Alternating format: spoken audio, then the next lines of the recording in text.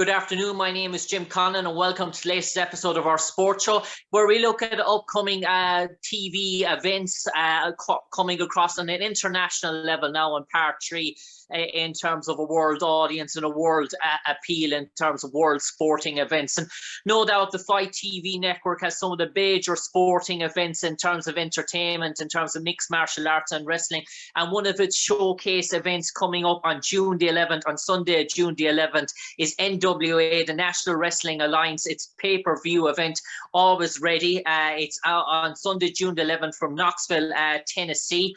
And one of the stars of the NWA National Wrestling Alliance, since she joined the company in 2021, is the one and only Taryn Terrell. Obviously, she's a commentator now with NWA, but still an active wrestler when needs be.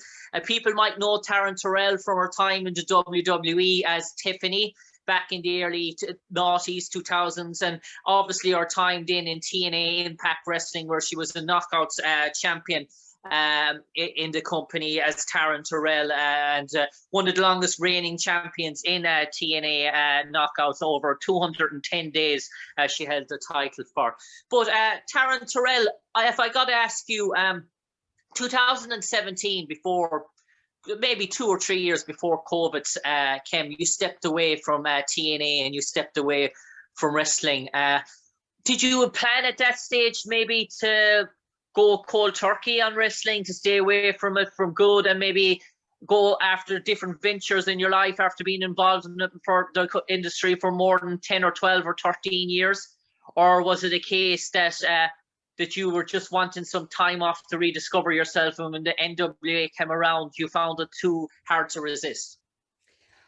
Well, I think that there's a couple of layers there. One, I had my son at the very end of 2016. So at that point, I was a mom of 2. That was kind of where my focus was. It was not really in the ring. But the thing about wrestling is that it never leaves your heart, ever, ever, ever. So I needed to focus on my kiddos. So for me, like being 3 years away from wrestling just kind of felt like a blink for me, really. But it was something that, like, once my kids got a little older, I knew I needed to get back some way, somehow.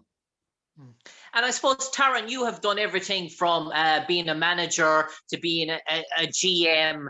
How did you have any experience from your time in WWE and TNA in terms of backroom experience to go into commentary? I know Velvet Sky did it as well in the NWA from TNA. And how did that commentary gig come about, an opportunity? And were you signed originally as NWA as to be a commentator? Well, I'm not really a commentator. So I pretty much just now I go in and do whatever it is that I need to do. The point of me being there is to be on top and to help all of the other girls that I like reach the top, so we can all be a part of this thing together. Now, as far as WWE, they train us on everything.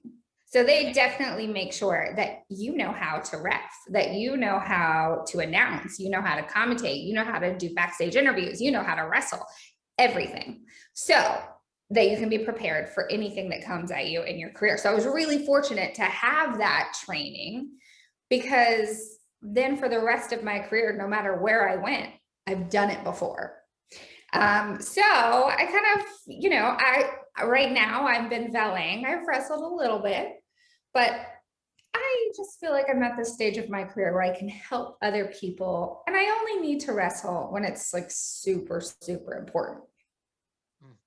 And I suppose, Taryn, in terms of pay-per-view this weekend, June the 11th, actually, the main event for you in terms of that card will be Taya Valkyrie against your girl in the corner, Natalia Markova. And in terms of that, how did that come about, that sort of feud, and how did you come about being involved in the corner of Natalie? And is it very much a handicap match? Is that the way you see it? I'm going to tell you the way I see it. Natalia does not need my help per se. She's great in the ring, but I like to make sure that the people I am aligned with are amazing. They're stars. They are going to be stars. They are going to be headlining the biggest shows. I know how to help those people.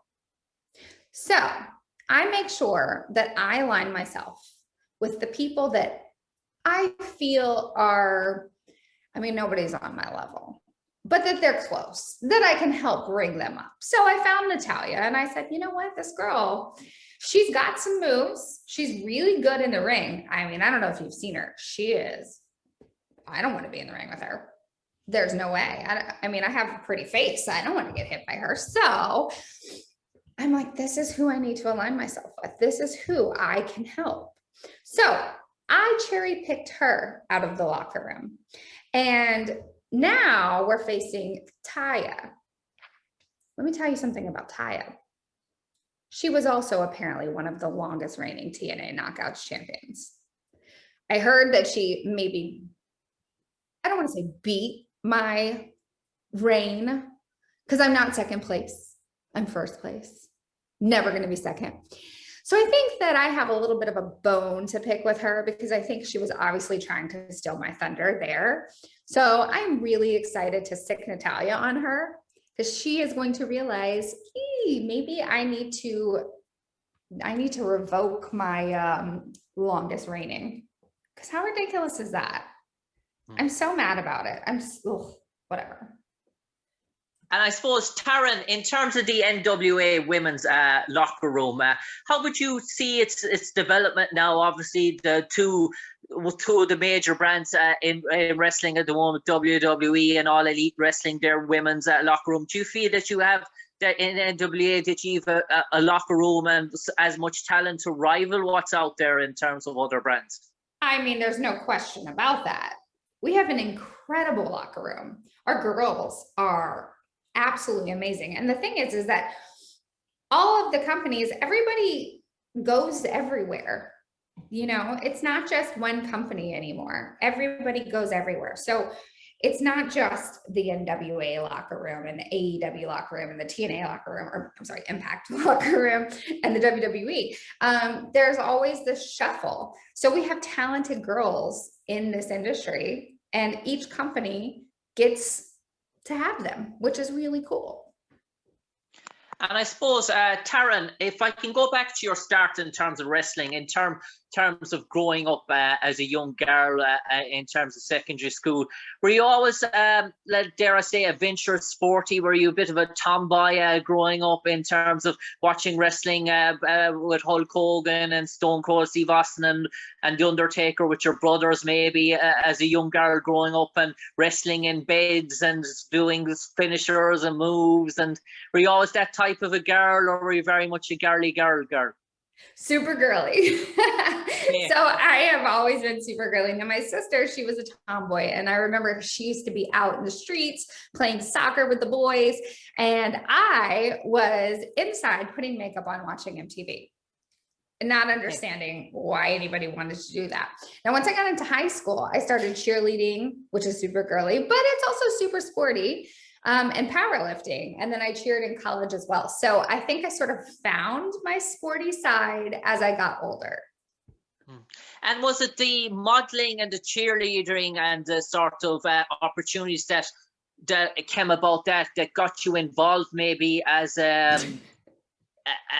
in terms of the wrestling? I'm just wondering how you go from modeling and cheerleading into competitive sport like wrestling. Was it in terms of promotional opportunities? You got to meet one or two people, and how did the opportunity come about for you to get involved with Florida Championship Wrestling? Because that's where you began the whole journey. You entered, first of all, the Diva Search for WWE. Was that where the whole journey came about, and what made you sit down and say, right, I'm going to sign up for this? Well, I think that once, because cheerleading is super, we're competitive, and that is a very active thing. And then once you're sort of, either you're in high school and your sports end, or wherever you may be, college and your sports ends, you're like, well, that's it. That's all. I can go play maybe recreational volleyball or something. I don't know.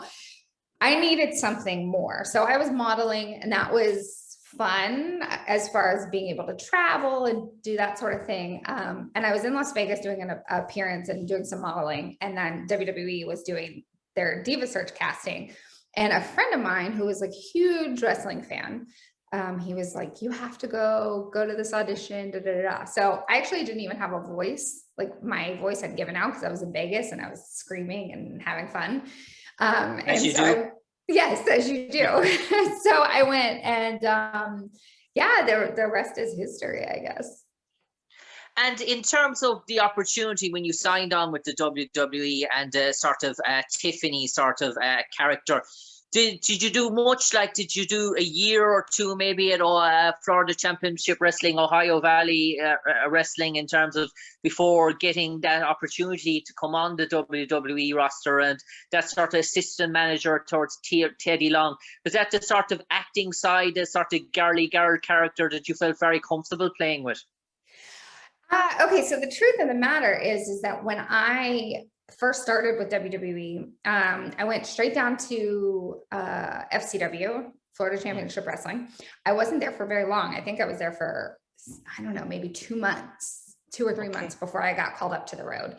And it was funny because it was the day I got called up to the road, Tori Wilson had left the company. And I heard that and I was like, oh. And I was like, well, I'm really kind of like the only blonde at that point. And I think it was a very different time in wrestling because it was the way people looked was really like, it was, everybody kind of had like a very cookie cutter look. And the women's type of matches were sort of different in terms of where they were geared as well and certain matches. Yeah. It was such a different world. And I'm so excited to see how it's evolved. But at the time it was very different. So Tori left the company and I was like, I wonder if I'm going to get a call. Literally an hour later, my phone rings and was like, hey, can you be on a plane in 2 hours?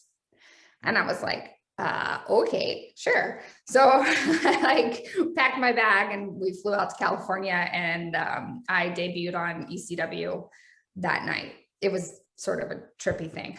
And then, yeah, I had fun with it. I think it was, but I had been training and now not very long. I've been training for 2 to 3 months. And so I was like bit by the wrestling bug and I loved it. And so I wanted to wrestle, but I was grateful for any sort of position, obviously, because now you're on the road and you're making money and this is great.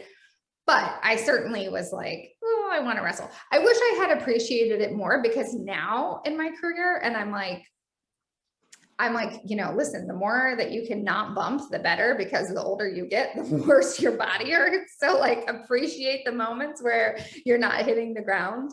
But of course, you always want what you don't have. And I suppose, Taryn, in terms of you mentioned in terms of Tori Wilson leaving, and you think the WWE hierarchy back in there, it was the sort of era of attitude rock music, sort of hardcore matches, girls in lingerie. Do you feel that they wanted you to fill that role that Tori left in terms of bra and panties matches and stuff like that, in terms of that? Obviously when you went to TNA, then Impact Wrestling, it was more wrestle. Do you feel that the WWE were sort of trying to fill a plug with the departure of Tori Wilson? You know what? I don't. I think, I mean, Tori was amazing, you know, so I don't think that anybody can like pop in and fill that role. But at the time, I remember there was not a lot of, there weren't a ton of blondes. There was Kelly, there was like Beth was on the show, but there weren't a ton of blondes. And so I just sort of had a feeling like, okay, there's one blonde gone, they're going to pop in another blonde. And sure enough, an hour later, yes, that's exactly what they did. But I don't think they were looking for me to fill Tori's spot, but I think they wanted some sort of diversity in like the way girls looked. So they didn't want all brunettes and all blondes, you know, they needed like this mix. And the thing with WWE is that you can learn on the road. You know, it's not like if you get called up in a few weeks versus a year or 2 years. Now, granted, I would have loved to have more time at FCW, like full time, just because obviously the more ring time you get there would benefit you in the long run. But you can also train on the road. So every day before TV, I would be in the ring, rolling around and learning. And Natalia Neidhart was in there with me all the time. there was always somebody willing you could learn from. So, and then just obviously being there and being on camera, learning angles, learning all of those things. Those are like really, really important to a television career. So I don't even know what our first question was, but it was about like filling that role. I don't think so. I think the WWE was also in a weird transition time at that point. So it wasn't this hardcore like lingerie. I think they were sort of trying to transition away from that. Like they had Beth Phoenix, they had Natalia, they had really like powerhouse girls that were really starting to change the face of women's wrestling and show that it didn't have to just be that. I think there's room in wrestling for all of it. I think there's room in wrestling for all of it. I don't think it needs to just be hardcore women or just be these like lingerie type matches or like the sex appeal or the super tough girl. I think there's room for everything. Okay. But I do think that like it's gone through these changes where it'll like, okay, we don't know what to do because maybe we don't want it to be just this like super sexy thing, but we're trying to figure out what that was. So I think that was a time that I was there. So then when I transferred over to TNA, I started as a referee there. And again, didn't want to ref. I wanted to wrestle. Never really got a great chance to wrestle. I did a few things at WWE. And then once I got to TNA, I was like, oh, here we go again. Like, I have to just be a referee or whatever. But I never saw at the time, like nobody laid out for me, like, this is what's going to happen. So you only see it just at that moment, like I'm reffing and I hated reffing. Let me tell you, all respect to referees because it is the hardest freaking job ever. I just didn't want to do it. So obviously the way it all played out and the way everything happened, I wouldn't change a second of it. I just didn't have the foresight to understand why I was doing what I was doing at that time. Okay.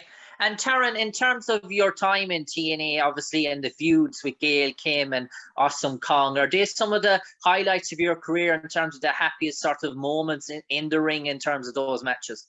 100%. I mean, first of all, Gail and I were so similar in a way of like, we both at this time, right? It was different. It was just different. Girls weren't like, let's do this. Let's climb up the rafters and jump off of it and do all this crazy stuff. Like, it wasn't like that. I think there were girls definitely on the indies that, because again, at that time we had WWE and we had TNA. And then it was pretty much, you know, ROH was around and that sort of thing. But as far as like televised shows, those were the two big ones. So there were certainly girls that were working their ass off and being hardcore on the indies. They just hadn't had their time to shine yet, you know, on a bigger platform. But Gail and I were similar, and I'm a stunt woman. And so I have not a ton of fear for doing things as far as physical things. And we really wanted to tell incredible stories and make sure our matches told those stories. And we did. I remember like my highlight of my career is coming back from Gail and I's match. I think it was Last Man Standing, and Hulk Hogan is there standing, clapping.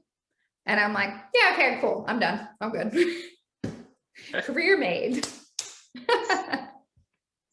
And Taryn, in terms of Awesome Kong and obviously her characteristics, in terms of scripting and coordinating a match with her, what was that like in terms of trying to get all the moves and the techniques off to a sort of a tee? So in terms of there'll be a good sort of a flow to it. Obviously, in terms of size, you're very different in terms of physique and in terms of features as well. We are really different, but I think that's what's really fun about it. Hold on 1 second. I mean, the thing is that with every different person that you're in the ring with, you have different chemistry, you have different sizes, you have all kinds of different things. So you never really know. I mean, it's like cooking, right? Like you could throw this ingredient, and you think it's going to be good, and you taste it and you're like, it's okay. But then you throw this random ingredient and this one, and you're like, oh, what was that? That was amazing. So I feel like that was sort of like what me and Gail had. And then Kong is just also a really amazing ingredient who worked really well with me. So we just were able to create some really cool moments, which to me is really important. I think in wrestling, you have to create moments, memorable moments. So you can have a match that's got 18,000 things, but you have to create this moment. And I think that's really important. Now we were able to do that a few times. So super grateful for that. And I suppose, Taryn, the second last question before I bring you on to the final promo again for NWA, Always Ready. In terms of two sort of things, there are two quick things. First of all, have you ever been to Ireland? And if so, what are your memories? And second of all, in terms of the campaign with Will Ferrell, I have to mention it, one of my favorite films, Will Ferrell, Zach Galifianakis. How did that come about? So I have never been to Ireland, which breaks my heart. I know, I'm so sad. I keep thinking like, oh, there's going to be some wrestling thing that'll bring me there. I've been all over Europe, but I've never been to Ireland. So fingers crossed that will happen one day. And then the campaign. So funny enough, I wanted to be a stunt woman really badly. And so the only way you can work in movies is if you are part of the Screen Actors Guild. So that was a role that I auditioned for. And that was a role that I actually got my Screen Actors card, my SAG card. So it was really cool. It was a cool moment. The funny thing is I had lines, and then at the when they got into the editing booth or bay or whatever you want to call it, it's not really that anymore, but they ended up cutting my scene with my lines. And so I was like, oh, that's such a bummer. But I get an email from the director, Jay Roach, who said, hey, I just wanted to let you know that yes, we did cut your lines, but I re-added you in. It's like this thing where there's John Goodman's mistress. So they re-added me in a totally different way than what we filmed. And he was like, I just wanted to make sure that you were still in it, which I thought was super sweet of him because nobody needs to do that. But he did. And that was really fun. So, so that was my actually really first real acting role that got me my SAG card. So then I was able to do stunts. Okay. And Taryn, one more quick thing. Working with Will Ferrell, was it a laugh a minute? Wait, I'm sorry. What did you say? Working alongside Will Ferrell, was it a laugh a minute? He's so kind. He's very, very, in my experience, I've worked with him three or four times now. He's incredibly kind. And, when he's on and he's acting, he's obviously extremely funny.